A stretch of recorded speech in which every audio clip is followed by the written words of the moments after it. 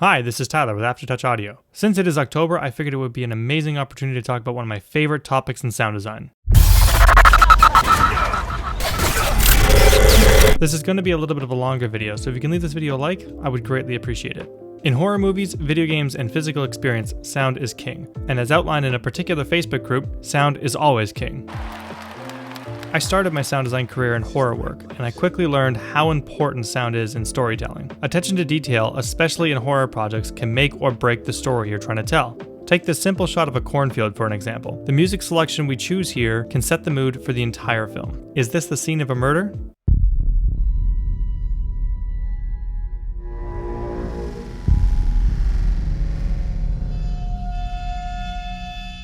What about a sad love story?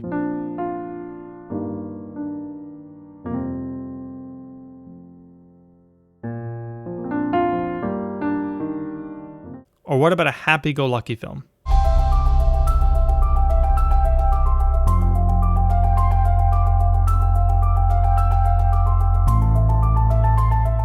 Both music and sound can drastically sway how your audience sees your film, and depending on how you choose to tell your story, can take your film from a marketed horror film and turn it into a thriller.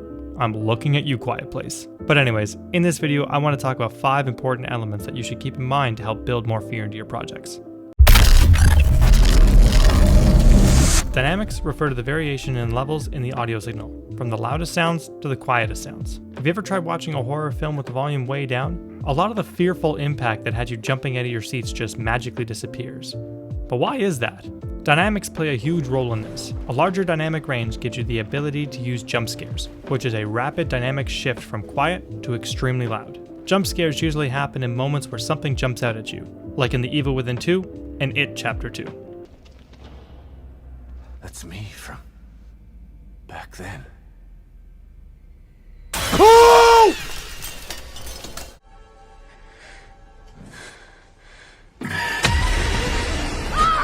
Kiss me, fat boy.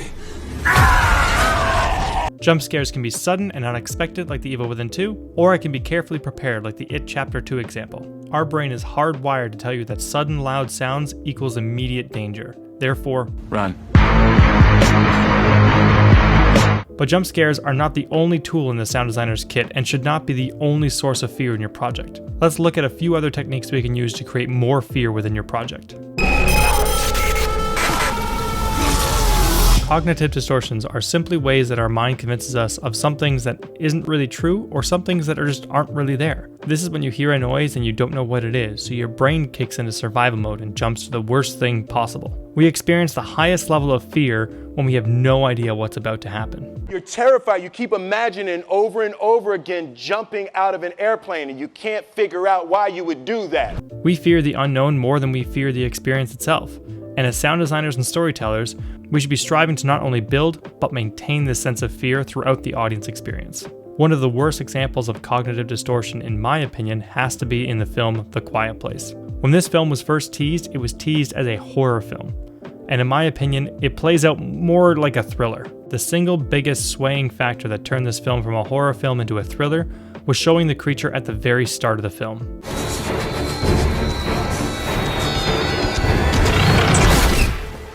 In showing the creature and what it can do right from the start of the film, you strip away all of that unknown fear that you could have been building up throughout the project. Let's take a real-world example here. If you are walking home at midnight and a few blocks from your home you hear a twig snap in the woods. You stop to look in the direction of the twig snap, but you don't hear anything further, so you keep moving but with a slightly faster pace. Another 40 seconds pass and you start to hear leaves rustling behind you. You stop again to check what that sound is, but this time your heart starts racing. You look into the forest and you see a bush moving. Now you're losing your mind. You immediately start thinking the worst. Tiger, bear, wolves? It can be anything. As the shaking gets louder and more violent, you start to move away and suddenly a pair of squirrels comes out of the bushes. And you realize, wait a minute, tigers don't even live in Canada. Keeping the player or audience member in limbo about what is happening or what is coming is one of the best ways to introduce fear into your projects. Subtle or even obvious sound cues like creaking houses, knocking on wood, a creature call, breast rustling, or even some sound design cues like whooshes, impacts, or risers can really help intensify your project. Now let's discuss another really powerful horror sound design topic.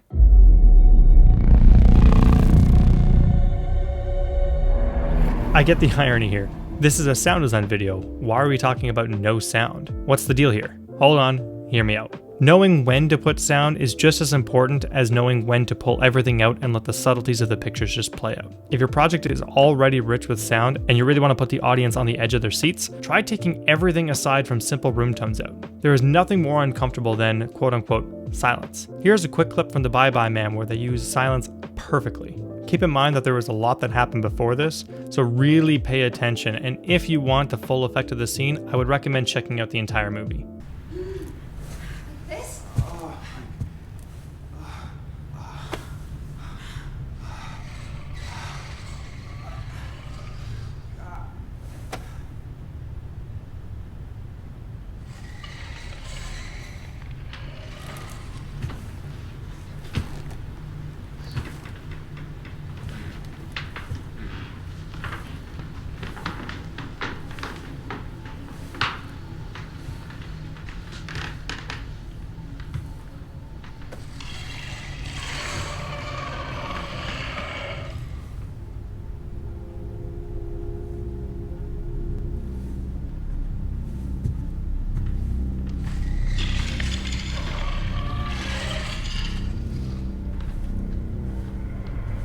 Choosing to have very little in this scene really puts you on the edge of your seat. You can see the creepy dude in the corner, but you were unable to help in any way.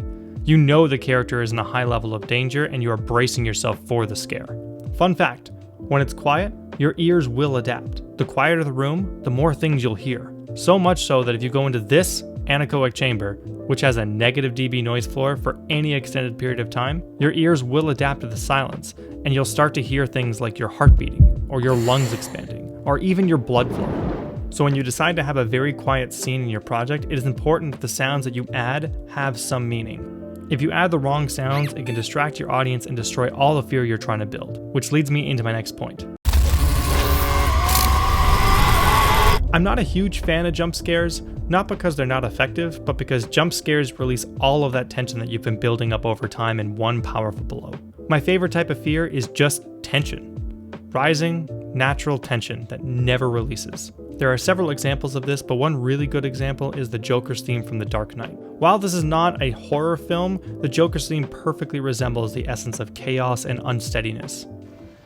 You must be Harvey Squeeze. And you are beautiful.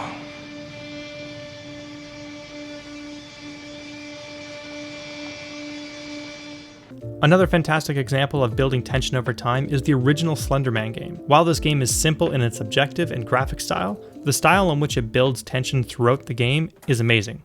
Cliché, but amazing. Your goal is to simply find and collect 8 drawings scattered around a dark, empty forest. But with each page you find, Slender Man not only gets faster, but the music and sound effects intensifies. By the 6th or 7th page, you're already at maximum tension and you are just waiting to die. It is simple, but extremely effective. One thing that could have put this game over the top was to have a 5% chance of some twig snapping to the left or to the right of the character. And as you collect more pages, it gets progressively more violent. But there is one thing I want to mention. If you are looking at creating fear like this in your game or movie, you need to give the player a lot of time. Fear is all psychological. And the more time you give the player to think, without spelling out what is actually going to happen, the more fear they will experience on their own. He's gone. He's gone. I'm out of here. I'm fucking out of here. I'm not going there anymore. I don't fucking... I'm so fucking scared right now. Let me play you a quick sound cue here and you'll see what I mean by uncomfortably rising tension.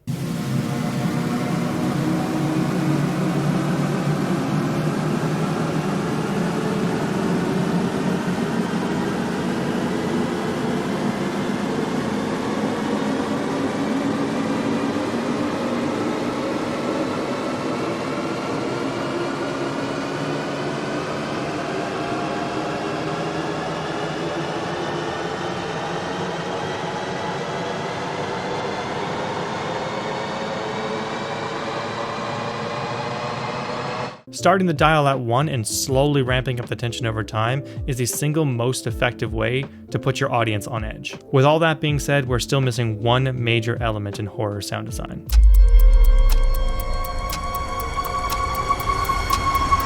Okay, quick disclaimer here. I want to start this section off by saying there will be jump scares here. If you are sensitive to jump scares, please reduce the volume. What do I mean by expectations? Well, what would happen if before every scare a big timer came on the screen to let you know exactly when the scary moments were about to happen?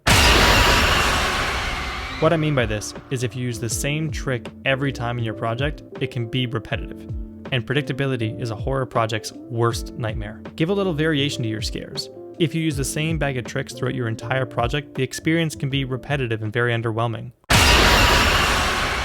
Let me give you a really nice example on how to intensify a scare through sound. Let's say I want the player to know that they are in danger. What we can do is we can lower the volume of all unnecessary sounds, make the room feel more claustrophobic by lowering the amount of reverb we're using, and create a sense of heightened awareness by increasing the volume of all of the Foley. This sequence of effects recreates the feelings that you experience when you are scared. To add a little spice to the mix, you can also increase the sense of danger by including a subtle heartbeat sound effect, as your heart tends to beat louder when the adrenaline kicks in. If we use this sequence of effects every single time we are about to introduce a scare, your audience will eventually pick up on and brace themselves for the scare, as they've come to expect a scare every time they hear this sequence of effects.